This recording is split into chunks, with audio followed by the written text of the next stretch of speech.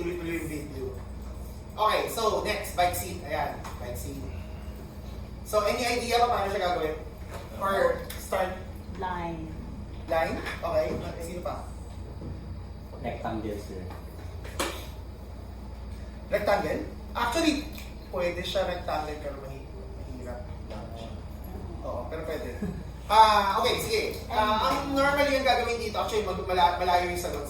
Sphere yung gagamitin dito. Okay. Hindi pa natin siya na-discuss pero yung command na hindi pa. Pero if box, pwede siya. Halos lahat ng makikita nyo online yung mga forums, mga ganyan, lahat sila lagi edit poly tapos box.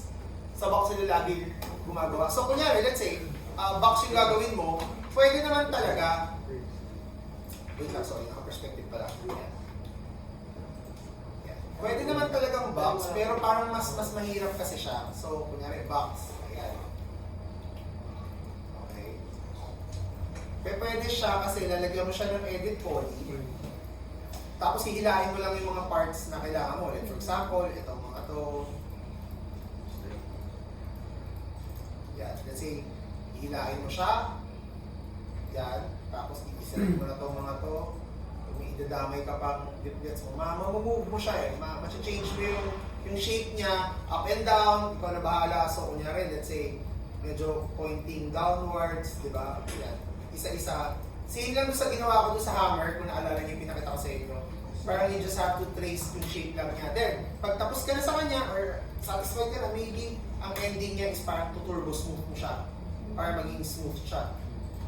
Di ba? Sorry, one lang, pwede yan. Ay, ganyan. Okay? Pero syempre, mas complicated pa yung shape nung sa, yung bike seat. So, pero pwede talaga, mahabang process lang siya. Now, kapag sphere yung gagamitin ninyo, ganito lang siya. Sphere. Yan. So, sphere ako. Wait lang, sorry. Okay. Here. Yan. So, yung sphere, lalagay ko na siya dito. Yan. Tapos, pag masyado siya malaki, palitin pa natin siya. Yan.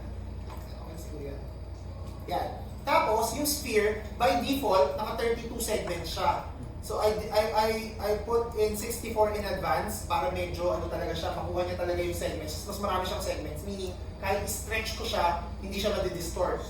Okay? Hindi siya magiging edgy.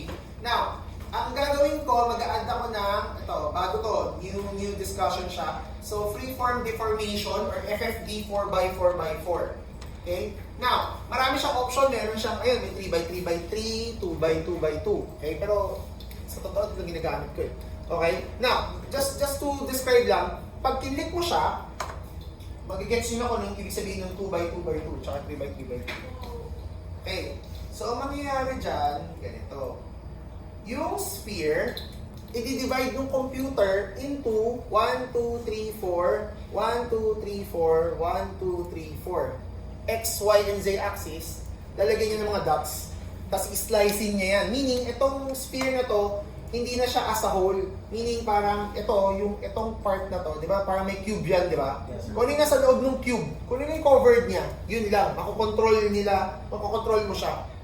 Yung part ng cube na yan. Meaning, I cannot click on yung mga vertices niya anymore. Kasi ang makiklik mo na agad, itong mga control points na to na lang. Okay? So, just to show you ano yung kagandahan nitong FFD na to. Pero gumagana lang to halos sa sphere lang eh. Sa box hindi eh. Kasi pag box, edit poly na eh. So, let's say sphere. Sorry, ito na pala. Sorry, copy ko na pala. Yan, copy. Tapos, tanggalin ko yung FFD niya. Lagyan ko siya ng edit poly. Yan. Now, in edit poly, di ba pag kinilig natin ito, this one, tapos kinig ko yung mga faces, mga vertices din yan. Pag dinrag ko siya, nadi-distort, di ba? Sisira, di ba? So, parang hindi pala pwede ito, hindi pwedeng bike seat to, parang ganyan. So, burahin na natin to. I'll delete yung buo. Yan. Now, ito naman, freeform deformation, you can click the control points. Yan. Pagka-click mo ng control points, pwede mong i-click yung control points, control points. So, i-click mo siya. So, I'm just gonna select one. Tingnan yung effect. Pag click mo yung isa, kasi hilahin ko siya. Isa lang. Hilahin ko siya. Nag-stretch siya, di ba? Pero, ang hina lang ng drag ko, parang ang hina lang ng na-click niya. Kasi, syempre, ito nga lang yung kaya niyang i-manipulate, yung nandoon lang sa cube niya. Okay? Tapos, tingnan mo, kaya ilapit ko siya, hindi siya madi-distort. Para lang siyang beanbag na natupilan ng kod, na upuan na ng kod, na nasandalan lang parang ganyan. So, now, isa pa lang yun. Now, if I'm gonna select a whole row, yan, isang buong row siya.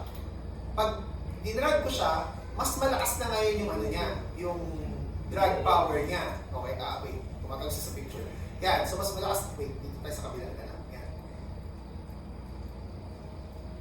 Yan, okay. So mas malakas yung drag power nito ngayon kasi nga isang row. Pagka binalik ko sa kanya sa loob, yan tumagos sa kanya, di ba? Hindi siya mali-distort. Ayun, no?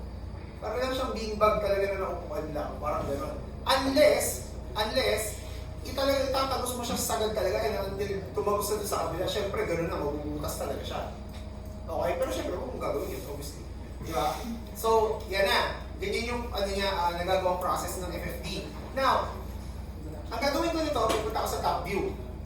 Oh, guys, dito tingin na. Guys, listen. Yan. So, yung sphere, i-click ako ng dalawang control points. Pero hindi lang dalawang piraso, dalawang row. From top view to So I'm gonna select 8 na control points isang straight. Ihilangin ko siya pababa. Di ba mo siyang bike seat? Yes. Pwede na, di ba? Now, kung maarte ka, gusto mo dagdagan, okay lang. Click ang dalawa dito, hilahin mo to, hilahin mo siya dito. You can move yung mga certain dots para di ba, mag-deform siya, form and deform siya, parang ganyan. Okay, so, this one looks okay na siya. Pero, pag pumunta ka sa front view, itlog pa rin siya. Kasi di ba top view lang yung ginalaw mo eh. Ini-stretch mo yung sphere, so magiging ganyan talaga siya, magiging itlog talaga siya. Now, ang nakalimutan ko actually, wait lang, on top view, you need to select this one. Itong 4 na to. Yan. Kasi, nasa loob lang sila nung parang pinakabuong box, meaning, hindi mag-change yung outer shape niya, pero pwede mo siyang gawing flat. Okay? Yan. Okay? Tapos, syempre, ang gulo na, di ba? Parang hindi na siya, di ba? Mahaba, malaki pa rin siya, mataba pa rin siya eh. Ang next na gagawin mo is to move a different dot naman. Pero syempre, ayan na. Parang, ang dami ng dots, paano ko malalaman ano yung i-click ko, di ba? Parang, let's say, nalilito ka na, ang gulo na eh.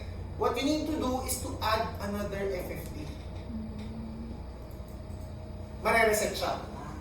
Kasi remember, di ba, yung ano natin, yung itong dito parang history siya. So, the computer is not looking at the sphere anymore. Ang tinitignan niya kung ano na yung di-reform mo. Di ba ganun yung discussion natin sa bend, twist, taper, mga ganun. So, ganun din dito. Yung last na, hindi siya nawala yung last na nilagay mo, balikan ko siya. Pag hindi ko to control points na to, nandiyan pa rin yung kanina. Okay? Pero, itong FFD na to, may bago na siyang control points na magagamit mo pa. Okay? So right now, malinis na siya ulit. Go to side view. And then, click this one. Itong 4 dots na to, pwede mo na itong hilahin. Basta huwag lang tumagos ng ganyan. Di ba? Mga-form mo na yung ganyan. Tapos, ito, you can drag it down.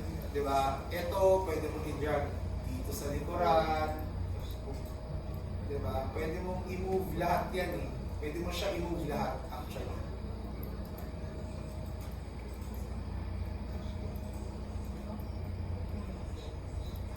Okay, pag kulang or nagkamali ka, FFD ka ulit bago pag medyo magulo na, like ang daming hindi mo na naintindihan kung ano nangyayari. FFD ka na lang ulit para lang safe.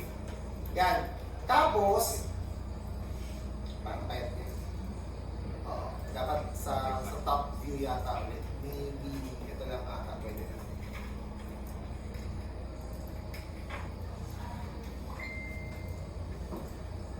Yan. Okay. Yeah. Tapos, what you need to do next actually is to, pwede ka mag-add ng ito depende na sa kung gusto nyo mangyari. Kasi pwede na kayo mag-add ng edit poly.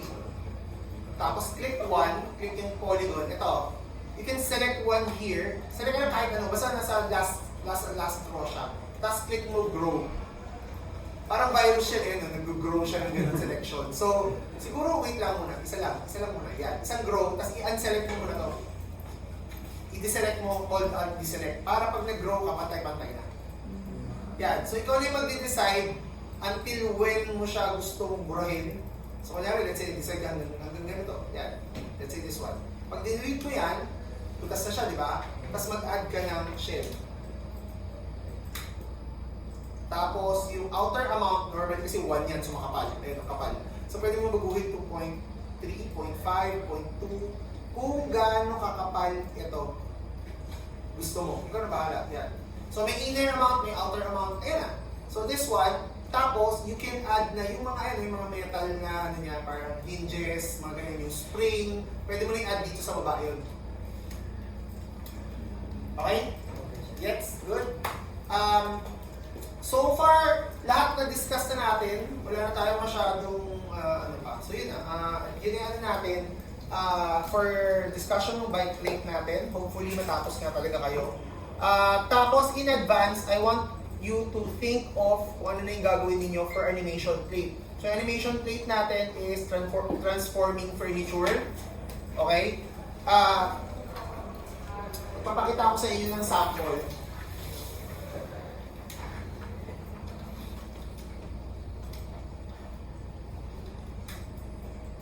Unang-una sa lahat, wait lang, nasa na nga ba yun?